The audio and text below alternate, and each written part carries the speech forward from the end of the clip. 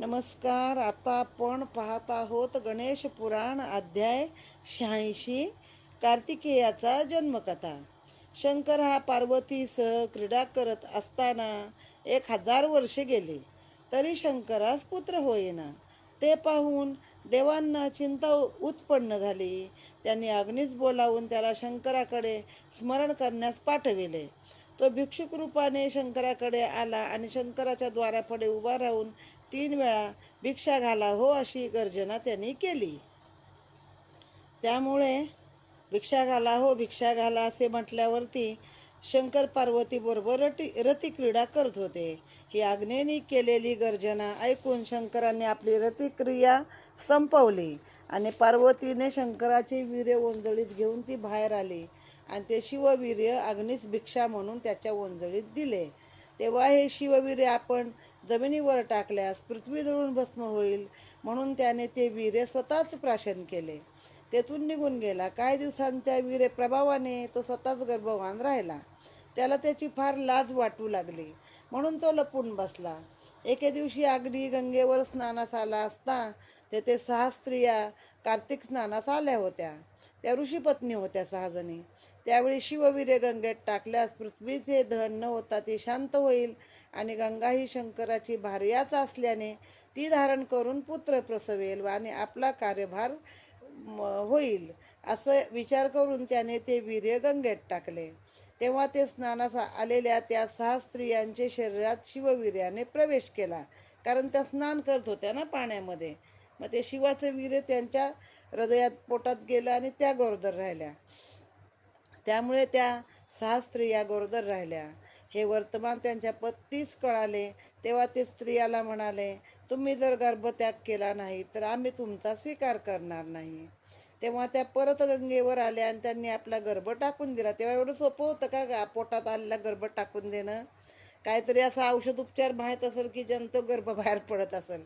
तेव्हा त्या 6 वीर्याचे 6 भाग एकत्र होऊन त्यापासून 6 मुखाचा 12 हाताचा एक सुंदर असा बालक उत्पन्न झाला. त्याच वेळी नारद गंगा स्नानाला आले होते. त्यांनी त्या बालकास पाहिल्यावर तेथून कैलासात येऊन शंकर पार्वतीला त्यांच्या पुत्र उत्पत्तीचे वर्तमान सांगितले. तेव्हा त्यांना खूप आनंद झाला आणि शंकराला पुत्र झाल्याने देवलोकी आनंदच आनंद झाला. आता ह्यापेक्षा थोडी वेगळी कथा आहे जी मला माहीत आहे ती मी सांगते. पार्वतीला ना शंकरापासून तुला पुत्र प्राप्त होणारच नाही असा पृथ्वीने शाप दिला होता. एकदा काय झालं, तर शंकर आणि पार्वती असेच बसलेले असताना त्यांच्या प्रेमामध्ये किंवा समाधीस्थ बसले होते. ते प्रेमामध्ये पण नव्हते. तर अचानक त्यांचं वीर्य बाहेर आलं आणि ते पृथ्वीवरती पडलं. तर पार्वतीनं पहिला पृथ्वीला शाप दिला की तू माझ्या पतीची अभिलाषा धरलीस म्हणून मी तुला असा शाप देते की तू अनेक पती करशील. आता अनेक पतींचा अर्थ असा आहे त्या काळामधला की अनेक राजे व्हायचे ना. तर राजा हा पृथ्वीपती म्हणतात, त्याला शब्दच आहे पृथ्वीचा पती, तर तो राजा. मग पृथ्वीनं पण तिला शाप दिला की माझा काही दोष नसताना तू मला हा शाप दिला आहेस म्हणून मी पण तुला असा शाप देते की तुला शंकरापासून कधीच पोरबाळ होणार नाही. मग त्याच्यामुळं तो बघा गणपती पण तिच्या पोटी उत्पन्न झालेला नाहीये, तिच्या अंगीच्या मळापासून उत्पन्न झालेला आहे. आणि हा कार्तिक स्वामी असा झाला आहे.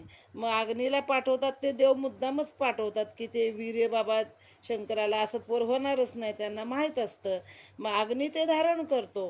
पण काय होतं, अग्नीला ते सहन होत नाही आणि पुरुष ना त्याला लाज वाटू लागते की बापरे हे काय झालं आता माझ्या याला म्हणून. आणि मग तो ऋषीपत्न्या तिथं आंघोळ करून स्नान करून हे करत असतात, शेकत असतात. आणि तो शेकत असताना त्यांच्या पोटामध्ये अग्नी तो गर्भ म्हणजे त्या उभेतून धारण होतो अशी पण आख्यायिका आहे. आणि मग पुढचं सगळं बरोबर आहे की त्याने त्याग केला त्या गर्भाचा आणि मग त्यातून हे कार्तिक नावाचं बाळ जन्माला आलेलं आहे. इथे हा अध्याय समाप्त.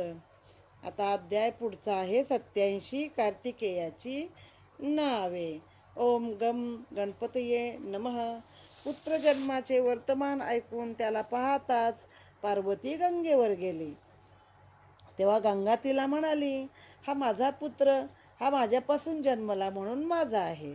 इतक्यात तेथे अग्नी आला व तोही हा पुत्र माझा आहे असे म्हणू लागला.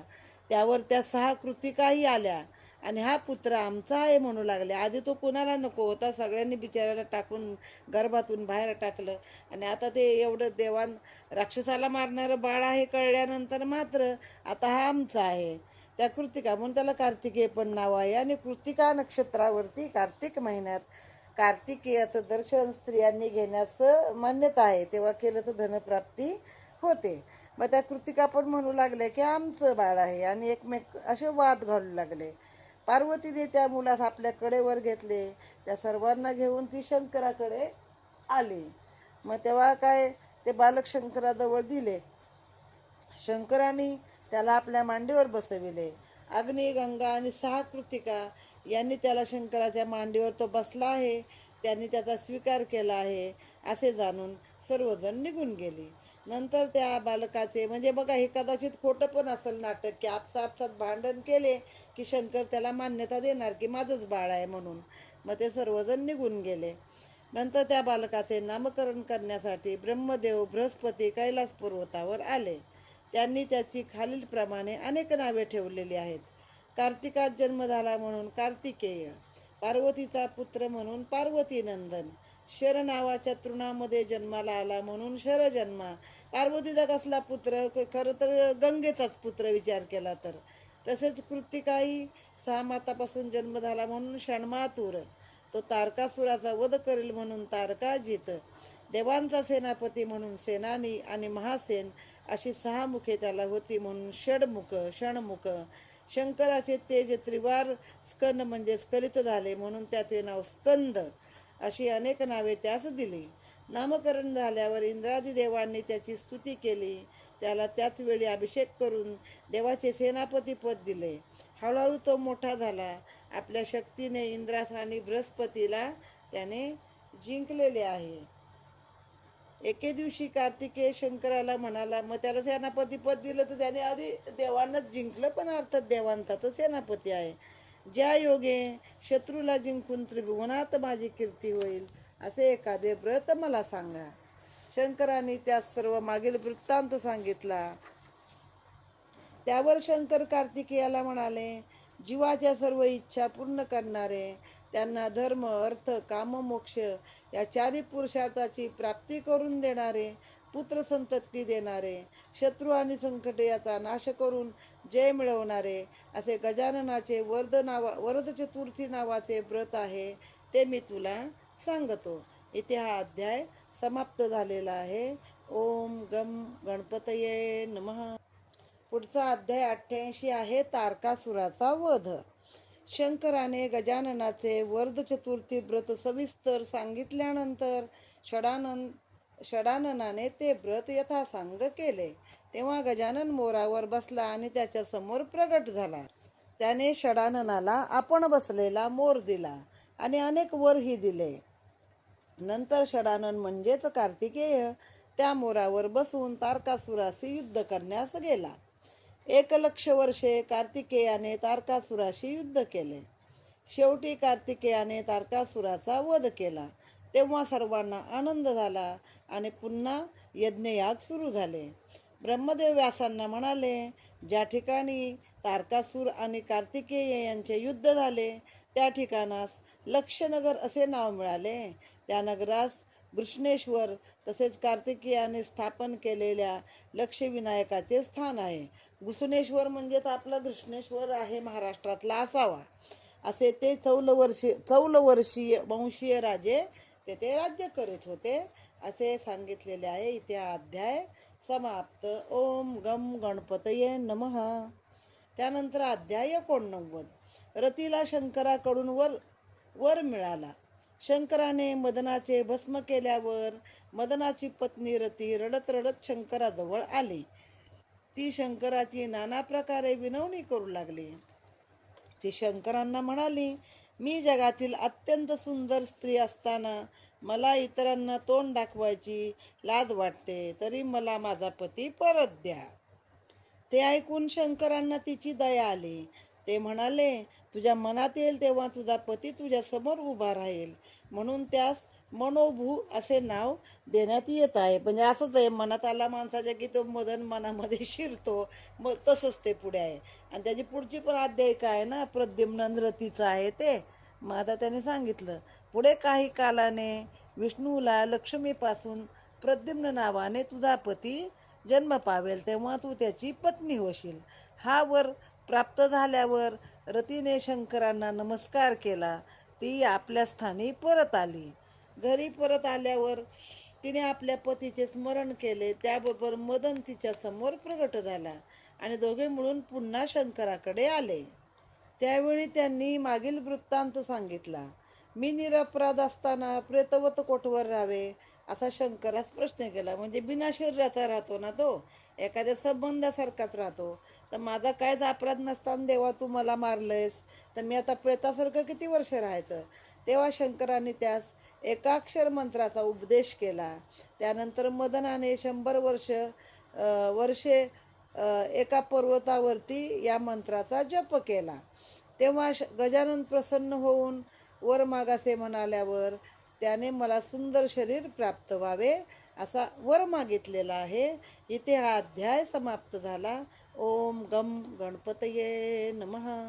आता आपण पाहत आहोत अध्याय 90, शेषाच्या गर्भाचा परिणाम. गजाननाने तुला सुंदर शरीर प्राप्त होईल असा वर मदनाला दिला आणि तो गुप्त झाला. तेव्हा मदनाने तेथे एक गजाननाची रत्नमय अशी मूर्ती स्थापन करून मदोत्कट असे त्याचे नाव ठेविले. त्यावर एक विशाल देऊळ बांधले. तेथेच रामाने शूर्पणखेचे नाक कापले, म्हणून त्या स्थानाला नाशिक असे म्हणतात. आता त्या नाशकामध्येच म्हणजे हे मदोत्कट गणपतीचे कुठतरी ठिकाण आहे, जे आपल्याला शोधलं तर नक्की मिळेल. त्या ठिकाणी अजूनही मोदकाप्रमाणे दगड सापडतात. पुढे कृष्ण अवतारामध्ये मदन रुक्मिणीच्या उदरी जन्मला असता दैत्याने त्याला चोरून नेऊन समुद्रात बुडविले. तेव्हा एका माशाने त्याला गिळले. नंतर तो मासा एका दिवराला सापडला. दिवर म्हणजे कोळी. दिवराने माशाच्या पोटात तो जेव्हा मासा चिरायला घेतो तेव्हा त्यातनं एक बालक सापडतं. ते बालक त्यानं तिथला जो राक्षस आहे किंवा राजा आहे त्याला दिलं. शंभरासुराला दिले. त्याने ते मूल मायावतीला दिले. तिने त्याला अनेक माया शिकवल्या. एके दिवशी तो सरस्वती नगरात गेला असता कृष्ण स्त्रियांच्या दृष्टीस पडला. त्यांनी तो प्रतिकृष्णच मानून त्या सर्व लज्जित झाल्या. परंतु नारदाने तो तुमचा पुत्र आहे असे सांगितले. तेव्हा मदनाने आपल्या मातांना नमस्कार केला. त्यांनी त्याला पुत्र वात्सल्याने पोटाशी धरले. या रीतीने शेषानेही गजाननास प्रसन्न करून घेतले. ती कथा दुसरी आहे. आता पहिली ही कथा सांगते जी आपण आता ऐकली. प्रत्येक पुराणात थोडं वेगळं वेगळं असतं. आता तो काय झाला, कोळ्याने गिळला, ह्याने गिळला, माशाने गिळला. मग तो मासा सापडला. हरिविजयातली कथा आहे ही. ती मासा सापडला कोळ्याला. मग त्या कोळ्यानं तो मोठा असा तेजस्वी मासा, कारण आतमध्ये नाही म्हटलं तरी कृष्णाचा पुत्र आहे, तर तो तेजस्वी मासा आपल्या राजाला समर्पित केला. आता ही रती आहे, ती अरण्यात रुदन करत असताना तिला आपल्या मुलीप्रमाणे त्याने शंभराने सांभाळलेली आहे. शंभर तिला घेऊन जातो. ती पाककळीमध्ये मग त्याच्या घरात स्वयंपाक वगैरे करून ती आपली राहत असते. मग तिला तो मासा देतो. मग ती मासा चिरते तर आतमध्ये सुंदर मुलगा निघतो. मग तिला कळतं, तिला आकाशवाणी होती का नारद येऊन सांगतात की हा तुझा पती आहे मदन. मग ती त्या लहान बालकाला पहिली वाढवते आणि मग 12 वर्ष झाल्यावरती नारद येऊन त्याचं लग्न लावून देतात. आणि त्यानंतर म्हणजे जसं पार्वतीने आपल्या 2 जन्मामध्ये एकच पती निवडला किंवा म्हातारा नवरा आहे आणि पार्वती तरुण सुंदर आहे वगैरे म्हणतात, तसं इथं उलट आहे. रतीचा दुसरा जन्म आहे, मदनाचा दुसरा जन्म आहे. पण रतीशी त्याने लग्न केलंय पुन्हा. मग त्या रती गरोदर राहते ती. आणि मग ती राजाची मुलीसारखी राहत असते ना. मग जेव्हा ती गरोदर राहते तेव्हा कळतं कोणतरी हिच्याकडे येतो बाबा. मग त्या शंभराचं आणि त्याचं युद्ध होतं आणि त्या युद्धामध्ये शंभरासुराला मारून तो निघून येतो आपल्या बायकोला घेऊन द्वारकेमध्ये. तेव्हा त्यांना वाटतं की जसं काही कृष्णच एखादी नवीन पत्नी घेऊन आला की काय, असं त्यांना शंका येते. तेव्हा नारद सांगतात हा कृष्ण नाही आहे, तर हा तुमचा मुलगा आहे, हा पार्वतीचा मुलगा आहे. अशी एक आख्यायिका देखील आहे. आता याच कथेमध्ये कथेचं नाव मुळात दिले शेषाला गर्व झाला, तर ही पुढं सुरू होते.